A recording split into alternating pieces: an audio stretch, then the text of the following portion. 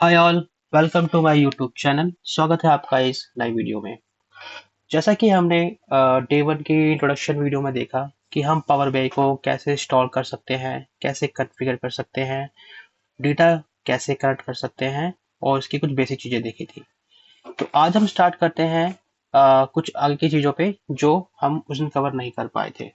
तो चलिए स्टार्ट करते हैं। ओके। तो डे वन में हमने पढ़ा था कि होम टैब के अंदर रिफ्रेश में हम स्कीमा एंड डेटा या स्कीमा डेटा को कैसे रिफ्रेश कर सकते हैं। आज हम पढ़ेंगे इसके आगे के फीचर्स में, like text box, more visuals, new images, publish या copilot, insert, modelling, view, optimise and many more. इसके लिए हम इसमें एक डेटा इंसर्ट कर लेते हैं। तो चलिए देखते हैं। मैंने इसमें एक डेटा इंसर्ट किया हुआ है सेल्स का। इस टेबल के अंदर मेरे पास कुछ कॉलम्स हैं, like date, region, product, quantity, unit price and many more. और लाइकवाइज मैंने एक डेट टेबल भी क्रिएट कर ली है जिसमें मेरी डेट है, ईयर एंड ईयर मंथ है। तो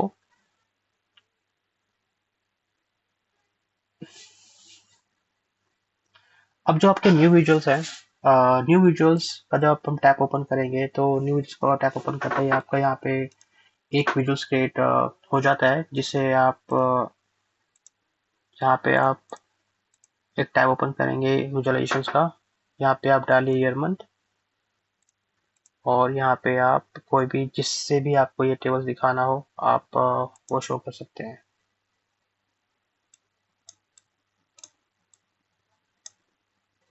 तो जैसा कि हमने देखा कि न्यू विजुअल से हम एक कॉलम चार्ट हमारा ओपन हो गया है जिसमें हमने ये दिखाया है कि हमारा ईयर वाइज हमारा कितना रेवेन्यू आ रहा है। 2025 में हमारा रेवेन्यू 22 लाख के आसपास था और 2026 में जो हमारा रेवेन्यू था वो 1.6 मिलियन था। सेकेंड है हमारा टेक्स्ट बॉक्स। तो टेक्स्ट बॉक्स का यूज आइडली एक नेमिंग लेवल को क्रिएट करने के लिए किया जाता है। जैसे अगर आप टेक्स्ट बॉक्स को क्लिक करेंगे तो वो आपको एक लेगा जहाँ पे आप कुछ भी नाम डाल सकते हैं। जैसे आपने आप जैसे हमें इस विजुअल्स का जो नेमिंग करना है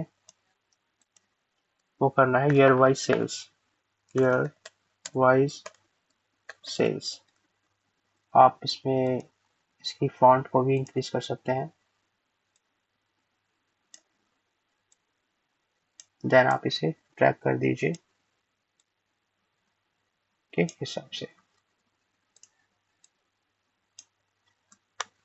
प्रॉपर्टी का टैब भी आप यूज कर सकते हैं। अगर आपको सेंटर में करना है तो आप सेंटर में कर सकते हैं, या राइट में करना है या राइट में कर सकते हैं। तो ऐसे टेक्स्ट बॉक्स का यूज होता है एक नेमिंग कन्वेंशंस को क्रिएट करने के लिए।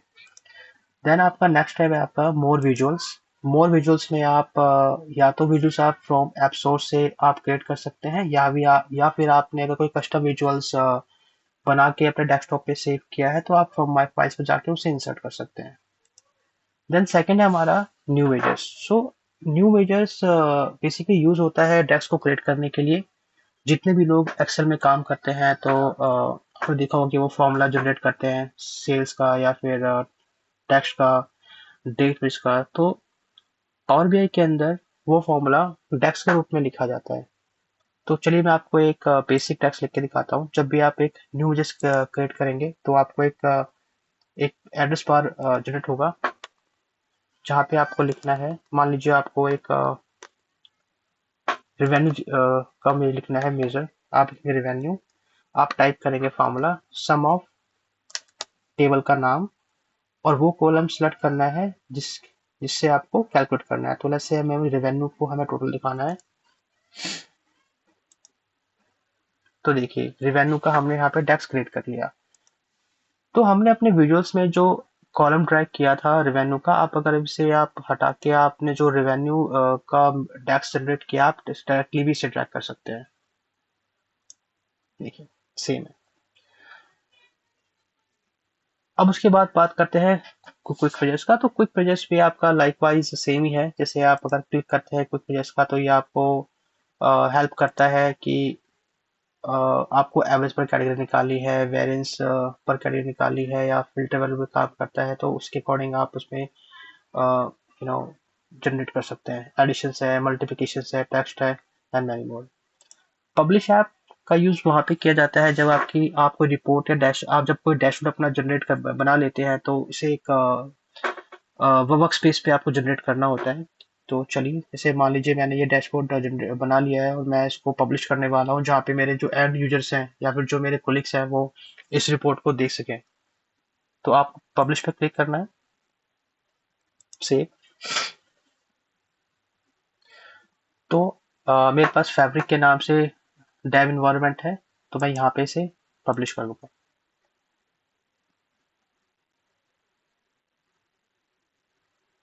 रिप्लेस, क्योंकि रिपोर्ट पहले से पब्लिश थी तो मैंने इसे अपडेट करके पब्लिश किया, तो वहाँ पे जो एग्जिस्टिंग डेटा सेट है ये इसको रिप्लेस कर देगा। तो देखिए ये रिपोर्ट आपकी पब्लिश हो चुकी है।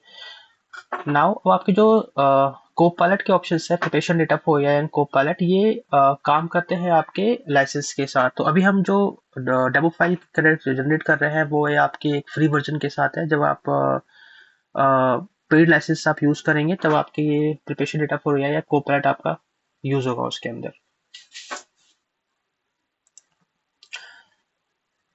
अब हमने होम टैब के सारे फीचर्स चेक कर लिए, उसको प्रैक्टिकली भी करके देख लिया।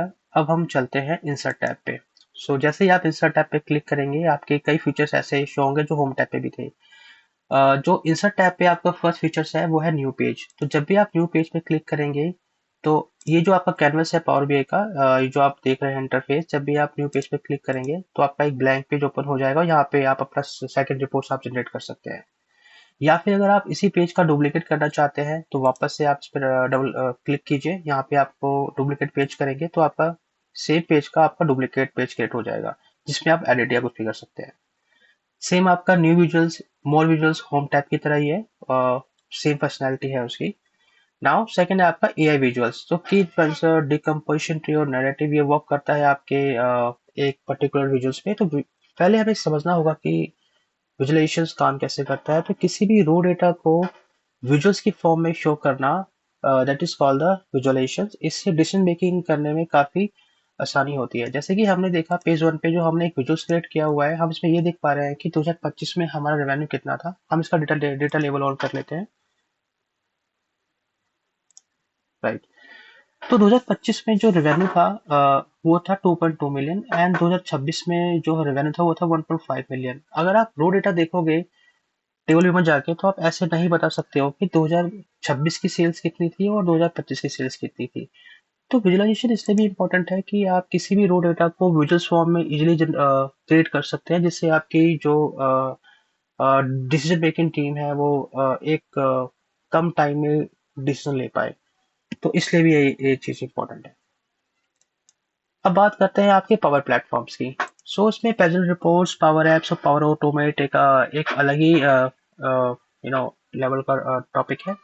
एक एडवांस लेवल की चीजें हैं जो हम आने वाली वीडियो में चेक करेंगे, अभी आप इसे स्किप कर सकते हैं। टेक्स्ट बॉक्स हमने पढ़ लिया कि एक लेवल कन्वर्सेशन को क्रिएट करने के लिए किया जाता है। अब हम बात करते हैं बटन्स की। तो चलिए इसको क्लिक करते हैं। जब भी आप बटन्स को टैप को क्लिक करोगे तो आप देखोगे इसमें आप लेफ्ट एरो है, राइट एरो है, रिसेट है, back information, help, bookmark, rank and many मोर। तो ये ऑप्शन आपका आता है कि एक पेज नेविगेशन में ये आपको हेल्प करता है। एक पेज से दूसरे पेज में जंप करने के लिए आपको इन बटन्स की या इसकी नीड पड़ती है। जब भी आप, मैं आपको करके दिखाता हूँ। आप क्लिक करो लेफ्ट एरो पे, तो यहाँ पे आपका एक आइकन आपका क्रिएट हो जाएगा और आप उसके बाद एक्शन पे जाएंगे। जैसे ही एक्शन पे आप क्लिक करेंगे, ये आपको ऑप्शन देगा कि आपको नेविगेशन करना है या बुकमार्क करना है। तो अब मान लीजिए कि आपको ये नेविगेशन करना है। पेज नेविगेशन मीन्स एक पेज से सेकंड पेज पे मूव करना। आप जैसे ही पेज नेविगेशन करेंगे तो आपको आपको पेज वन किस पेज पे आपको जंप करना है, तो आप यहाँ पे मेंशन करेंगे पेज टू। अब जब आप इस पे राइट क्लिक करेंगे तो आपने देखा कि पेज वन से पेज टू पे आपका नेविगेशन हो गया। तो यहाँ से भी करने के लिए आपको दोबारा जाना पड़ेगा और एक लेफ्ट आइकन आप यहाँ भी लगाइए। तो ये बटन ऐसे काम करता है। अभी मैं आपको जितनी भी चीजें बता रहा हूँ वो अभी सिर्फ फंडामेंटल हम पढ़ रहे हैं। 2 या 3 वीडियोस अभी फंडामेंटल की क्रिएट होगी, जिससे आप ये समझ पाएंगे कि क्या ऑप्शंस क्या काम करता है। उसके बाद की जो वीडियोस होंगी वो डिटेलिंग वीडियोस होगी, जिसमें अगेन हम हर एक फीचर्स के बारे में डिटेल से पढ़ेंगे, प्रैक्टिकली करके देखेंगे और एक प्रोजेक्ट पे भी काम करेंगे। तो पेज टू पे हमने एक बटन दोबारा क्रिएट किया। यहाँ पे हम एक्शंस बटन को ऑन कर देंगे। यहाँ पे हमने सिलेक्ट किया पेज नेविगेशन और हमें पेज टू को पेज वन पे जंप कराना है, तो डेस्टिनेशन पे आप सिलेक्ट करेंगे पेज वन। आप क्लिक करेंगे पेज वन, यहाँ पे क्लिक करेंगे पेज टू। तो ये आपके जो बटन से ऐसे काम करते हैं, सेम आपके इन्फॉर्मेशन से हेल्प है, बुक मार्क है, इनके अलग कुछ पर्सनैलिटीज है। देन आप बात करते हैं सेव्स की। तो जब भी आप काम करते हैं विजुअलाइजेशंस पे, तो आपको कई बार यूजर इंटरफेस को अच्छा दिखाने के लिए इन शेप्स की नीड पड़ती है। जैसे कि आपको रेक्टेंगल्स में आपको कोई चीज़ दिखानी है और आप इसका फॉर्मेट में जाके आपको उसकी कलर चेंज करनी है, या